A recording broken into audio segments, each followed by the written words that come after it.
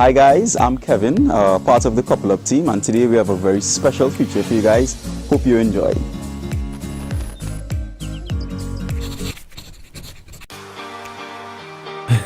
It was love at first sight. I am a woman who knows what I want. As I see this girl, I get real nervous. Just seeing him smile.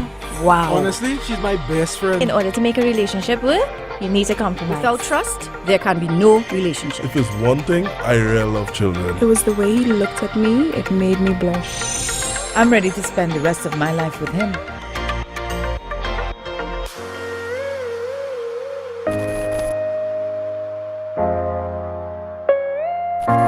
My name is Pearl, and it is my joy to be Anna's wife for the last almost 56 years, like he said. When we got married in July 26, 1962. I was 18, so I was 20. Anna was 20, and that's a long time ago. This year I'm going to be 75. I'm looking forward to it, and he will be 77. It's our joy to have spent these years together. They have been seasons for us. Seasons that had different elements to it. Mm-hmm. We've had the dry season, we've had the wet season, we've had the snow, we've had the, we've had some cold winters, we had some warm summers. But it's what has made our life colorful and enjoyable. As we reminisce a lot, we count God's blessings. We do that day by day. We count His blessings. We don't say that we don't count the same ones, because there are so many. God has been good to us. We were recounting how when we got together, we didn't have anything except all our belongings, each of us, in a grip. Not even a suitcase. We didn't know what a suitcase was. That's a word we haven't heard for a long time. A grip. And what we had in there was, everything that we owned. And we brought it and we shared our first year of marriage. We lived in one room. It must have been about 14 by 14, that room. Roughly, yeah. Everything that we owned was in that room. We were very happy. God has been good to us. Over the years, we have seen Him.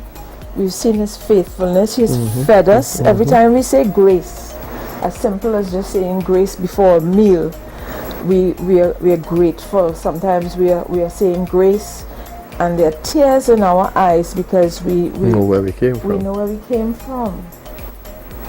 We know God has not God has not left us hungry. Not at all. He has not left us without. We have been content with what we have, and I think that is the secret of our being together for the length of time that we have been. Like I say, we count our blessings. We lie down in bed and we talk about God's faithfulness. We get up on mornings and we talk about God's faithfulness. When we pray, it's like sometimes we don't have words, we just have tears. We're just talking about, Anna makes breakfast every morning for me. He doesn't have to, but he loves to. And he would get up, when I get up on mornings, he's already gone. He's in the kitchen. And the kitchen has become his sanctuary. He has a gift of service. He has a gift of, he has a lot of love inside of him, a lot of love. And he gives it through service. And he does it tirelessly. He does not measure what he's supposed to give as opposed to what you're supposed to give. He just does what he has to do and does it generously. And I am blessed to be his wife. It's been a nice, long, happy season for me. Sometimes I think he has spoiled me. Learning how to respect each other, how to respect boundaries, how to understand how to be, gracious and forgiving. Because sometimes you could push a little too far. And, so we've done that too. We've done that. And I have had to learn So basic things like trust. When I have questions, when I first got married, I didn't have a lot of questions. I had things that I wanted to say, but I didn't know that it was okay to tell him everything. So I learned to talk because God taught Arnold how to listen. That was special for me. And that is what has brought the words out of the reservoir that's inside of me. It's just been a joy to be your wife all these years, Arnold. Same here. And I can spend many, many more years with you, another 75. yes.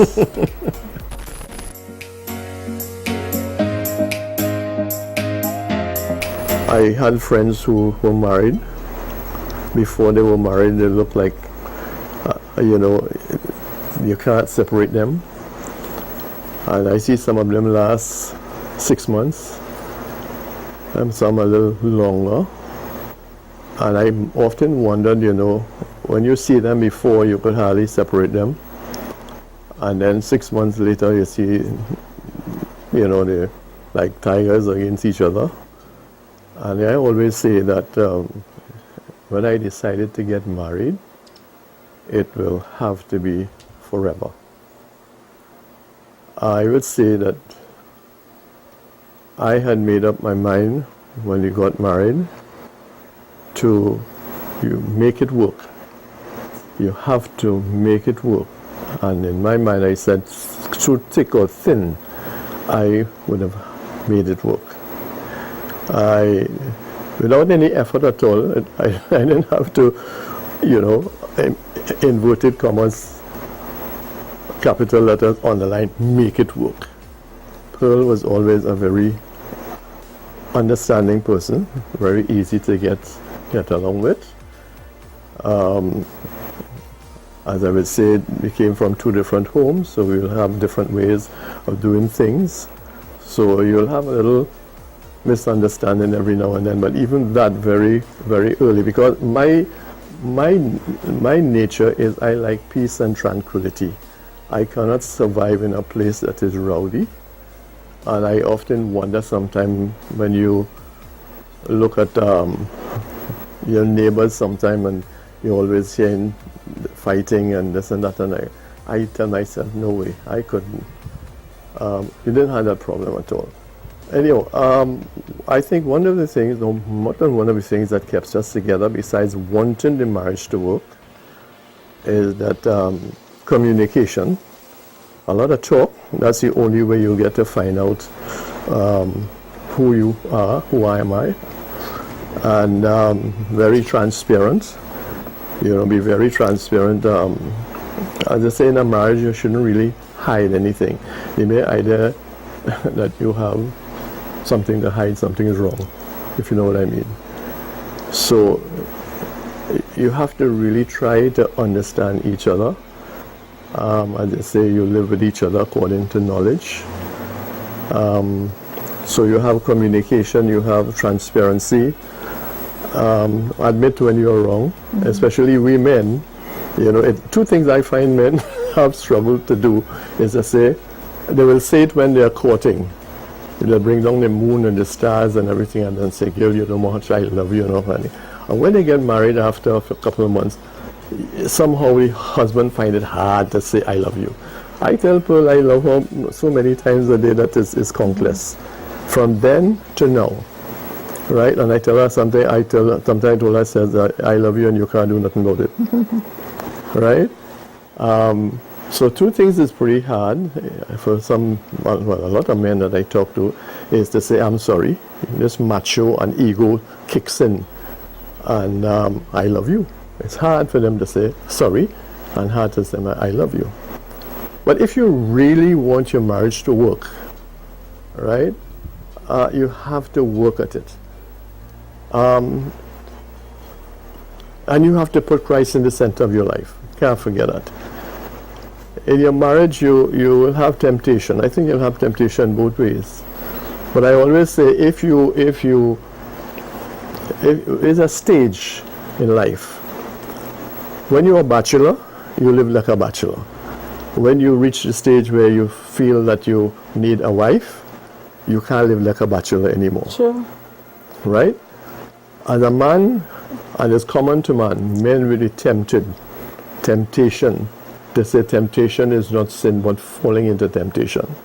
Right? So as a Christian, maybe it'd be hard for a non-Christian to do. But every time I'm tempted to do something wrong or whatever, I had to do like Peter, the Lord save me. No long prayer. You know, no long thing to say, well, Lord, how you know, take me out of this situation or what I'm seeing, what I'm hearing. I say, Lord, help me. I have to rebuke.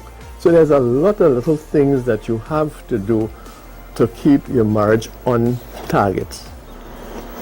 And that is, maybe it's many more little things that I can't remember right now, but the main thing, and as I said before when we were talking, is that I repeat my marriage vows every time I go to a wedding.